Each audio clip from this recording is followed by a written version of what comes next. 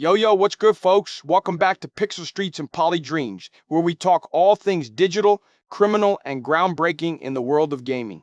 I'm your host, Nick Belly. Yeah, MB from Grove Street, and today we're taking a ride down memory lane. Before Los Santos, before Liberty City went 3D, there was the raw and gritty beginning of the Grand Theft Auto saga. And joining me is someone who knows the streets of Liberty like I know the back alleys of San Andreas. The man himself, Carlo Jovic. What's up, Carlo? Good to be here, NB. Strange to be on a podcast instead of running from cops, but I'll take it. Ha, right? Today we're talking about the history and development of GTA, but not the flashy 3D stuff. Nah, we're going back before GTA 3, the roots, the 2D era. Let's dig in. All right, so first off, Carlo, let's set the scene. The original Grand Theft Auto came out in the late 90s, and it was nothing like the games we know today. But before we even get there, the first Grand Theft Auto game was developed by DMA Design, later known as Rockstar North, and released in 1997, with initial versions launching in October for MS-DOS and Windows, followed by PlayStation and Game Boy Color ports. The game was originally conceptualized as Race and Chase, a fast-paced multiplayer car racing and crashing game, before being renamed to Grand Theft Auto. Key developers behind the project included David Jones and Mike Daly, with the game published by BMG Interactive. At its release, it was categorized as a top-down action-adventure game with a 2D perspective, offering an open-world experience where players engaged in criminal activities. The franchise later evolved significantly under the direction of figures like the Hauser brothers, Leslie Benzies, and Aaron Garbut. Interesting how it started, no? Not even about crime as a theme at first, just gameplay. Let's talk about what kind of tech and design limitations they were working with back then. The original Grand Theft Auto was released for Microsoft Windows and MS-DOS in October 1997, later ported to PlayStation 1, Game Boy Color, and other platforms. Its development was influenced by a Saturn game called Clockwork Knight. The game's top-down perspective introduced a series of labyrinths for navigation and combat, adding another layer of complexity to gameplay while influencing the design of a character. The developers chose a sandbox-style open-world format to enhance the experience, as keeping game open format like that enhanced the game, making the game's free-roaming world a defining feature.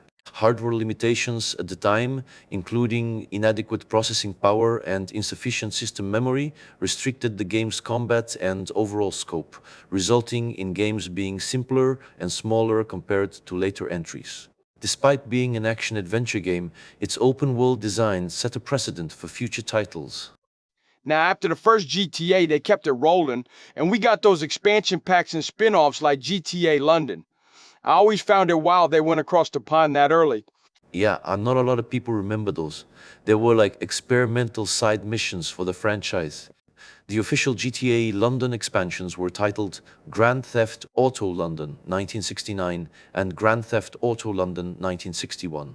These were released in 1999, with London 1969 launching on April 29, 1999, and London 1961 following on June 1st, 1999. Set in the murky underworld of late 60s, London, the games introduced new gameplay elements such as grab and drag movable cover, combat mechs, iron sight aiming, and mission-based levels, along with upgradable weapons.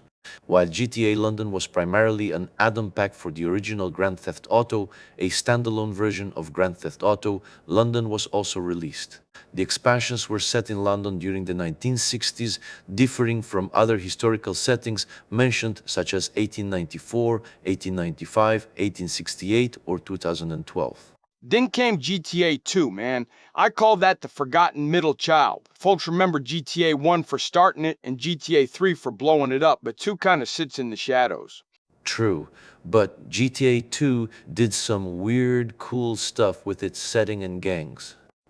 Grand Theft Auto 2 was released in 1999, with specific dates including October 25, 1999 for PlayStation and September 30th, 1999 for Microsoft Windows. Developed by DMA Design, now Rockstar North, it introduced several technological improvements over the original game, such as newly developed 3D graphics technologies, smooth dynamic camera zooming, and lighting effects. Unlike later 3D entries in the series, GTA 2 retained 2D graphics and a top-down view of the map, distinguishing it from its successor titles.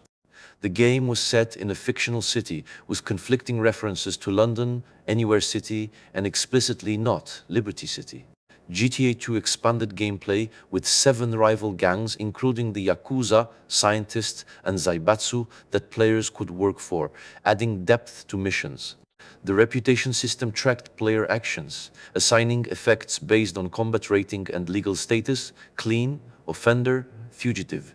New mechanics such as rage drive and improved sprite rotation were introduced, refining the experience while maintaining the open-world crime formula established in the first game.